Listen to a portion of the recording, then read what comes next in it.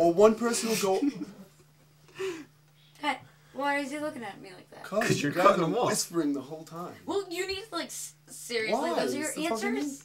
I'm He's letting him asking rant. me. What do you? I'm supposed to do? If I was Oprah, okay, and I was on a show Guess right what? now, You're not Oprah and you're not black and you don't give people 1,000 also, fucking you have to cars. deal with this kind of stuff. Yeah, and you have to deal with this. People want to like, I don't know. Want to be in the video? They just have to talk? All right, ready? So Like the little... I was already in my own video. Yeah, you already had your time, so shut your face. you go,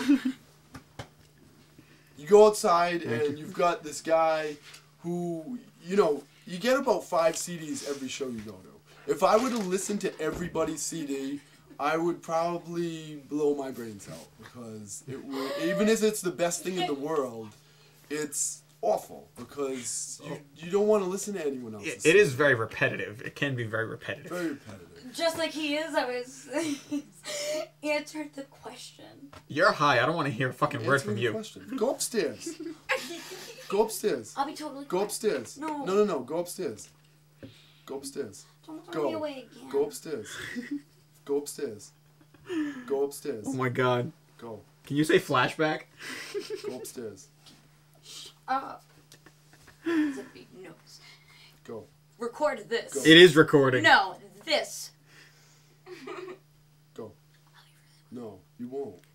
I promise. You won't. Yes, I will. You will not be quiet. I'm just being silly. Alright, I'll be quiet. Alright.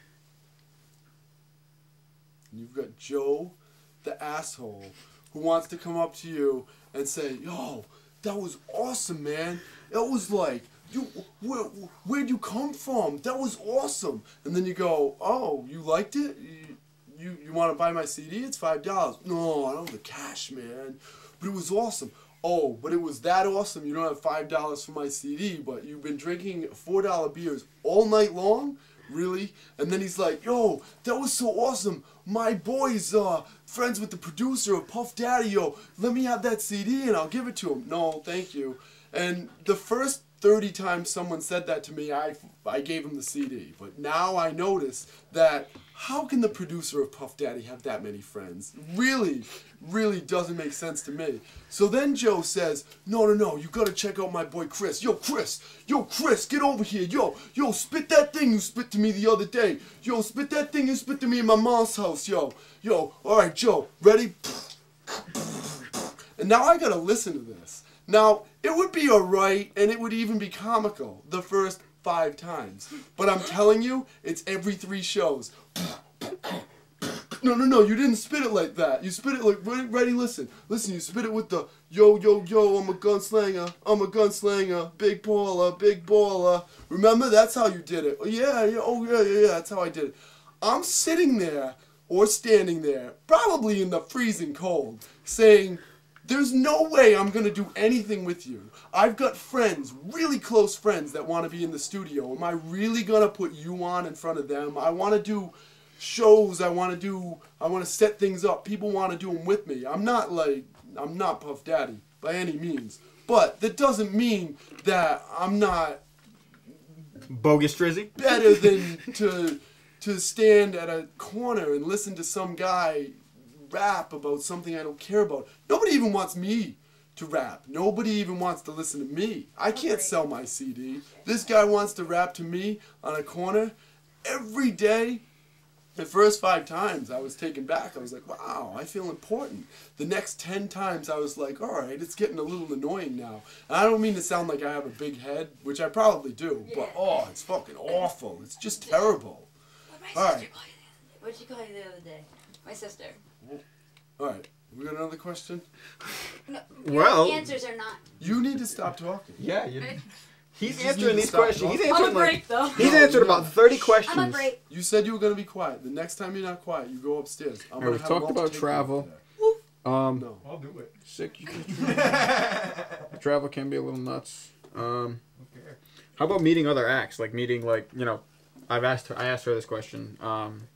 Meeting higher up bands in the underground, ICP and shit. Like meeting people like that, like Lloyd Banks. I know you met Lloyd Banks. This is the thing.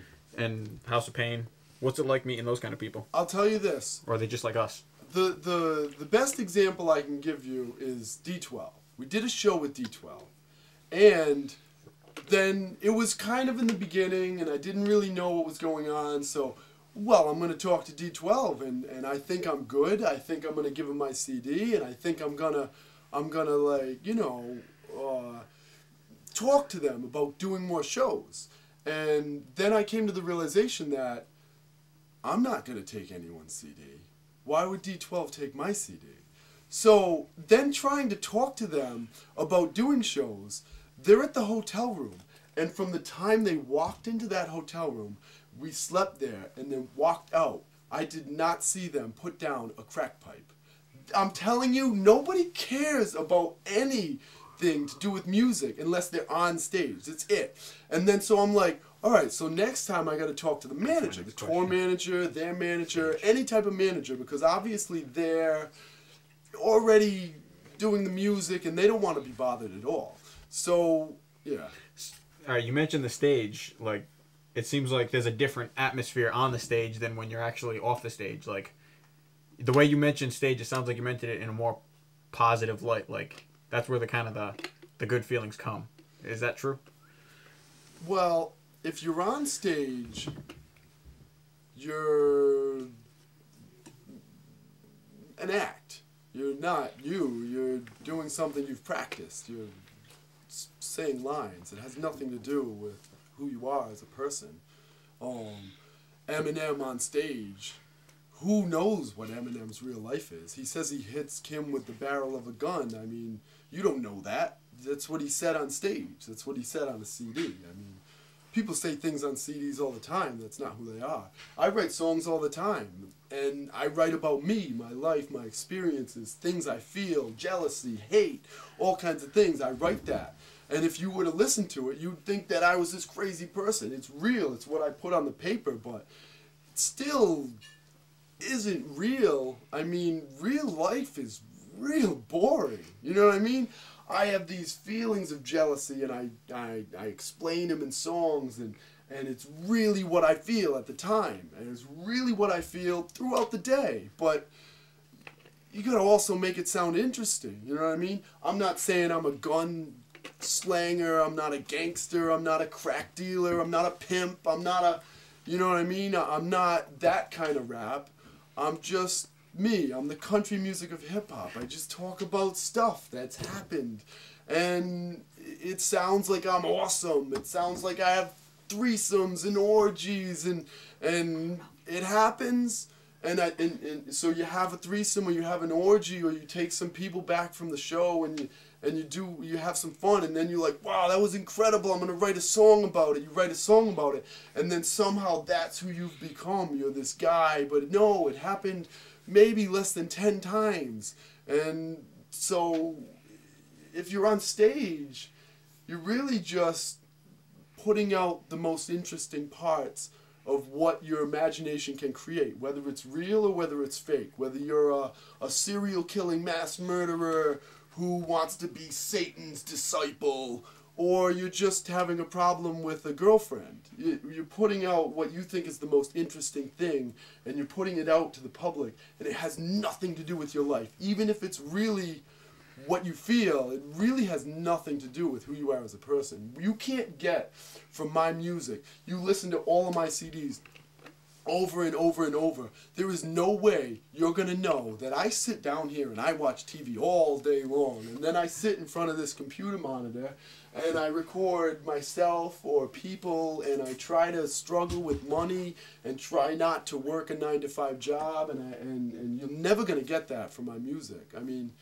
maybe the struggling with money part, but you're not going to get the boring aspects. And I think most people's lives are pretty boring. You're not going to really get the true detail. On stage is nothing to do with life. It's not who D12 was. It's, although maybe, I don't know. I never really listened to them. But you go and you talk to these bands and you try to make connections, but they all have the same, you know, the same outlook on life as, say, me. They don't want to be bothered. They've got enough on their plate already. You know, it's not that you're cocky, it's not that you've got a big head, it's that there's only 24 hours in a day, and 8 of them are sleep. You got to make money the rest of the day. and money's tough to come by. So it's not that you have a big head, but time is really, really an important thing in any kind of activity like music. Most people don't have music, and somebody who's involved with music doesn't understand that. They sit and they make music and they say, this is so in depth. This is, I mean, you've got people who go to Berkeley and then they come out, they're like, I went to Berkeley for 8 years. I know how music is created. I'm going to make this complicated. No, nobody cares. They're listening to music because it's on the radio and that's it. And then they go to work and they try to make money. They have a family. They're not involved with music. People who are involved with music can never completely become with their fans if they don't understand that their fans don't care about music. They just want to have a little entertainment and then they've got their own lives. They're not sitting in front of this monitor all day. They're not analyzing every word and every phrase and every beat and every drum. They're not analyzing it. They didn't go to Berkeley and they don't care. They listen to it because it's on the radio, and the radio puts it out because they've got deals with, and mostly it's Clear Channel. Clear Channel goes and they pick someone out of the street. Clear Channel will say, that guy is going to make us $1 million. He's good. Maybe his talent's not good. Maybe his talent's not perfect. Maybe he didn't go to Berkeley. Clear Channel says, look at that guy. We take this guy and we put him in our multi-million-dollar studio. Now, you mentioned Clear Channel. You actually did a track with them in it, correct? I talked about that. I didn't have a track with Clear Channel. No, a track that you did and mentioned them in the fact of actually what you're saying now, that, you know, they are the whole industry standard that controls it and messes it up. Can we actually hear that track if it's possible? Maybe later. Okay. I don't know where it is. I don't know what CD it's on. They take a musician, right? They take a musician and they say, we're going to take you, we're going to put you in a multi-million-dollar studio. We're going to make a CD. We own the studios. It doesn't cost us anything. Bam, you're in the studio, you pump out a CD. You take the CD, they own the radio stations. They go and they put this guy on the radio station. You hear the same song by this guy. This guy might have a 12-song LP. He might have a 20-song LP. He might have a 5-song EP. It doesn't matter. You're not going to hear the album. You're just going to hear one song. That's it. They will push this song through their own radio stations at no cost. They put it through, they put it through, they push it in your head, and then you say, oh, Joe the guy on the street's coming to Providence? This is awesome. They send him to their venues. They own the venues. They own the venues. They say, we're going to put you on a tour across the United States. They own all the venues. They send this guy all across the state to collect money, just to go around and collect money for them. It has nothing to do with talent. It has nothing to do with struggle. It has nothing to do with the underground. It has nothing to do with underground music. That is a money-making, giant, colossal, huge building that you will never own. It's a gigantic, gigantic building that you will never ever own. It's all by chance. It has nothing to do with talent. It has to do with amazing, unbelievable circumstances. It's like winning the lottery. People do it. You see it all the time. It's not going to happen to you. It's just not. No matter how hard you try to win the lottery, it's not going to happen. It's just not. People win it. You see it. You think you can have it. You can't. End of story. Next question. I was waiting for you to say that. Oh my god, that was awesome. Holy you shit, should probably stick to writing songs. We've been recording for about a half hour. You should Hold on, seriously. I gotta stop.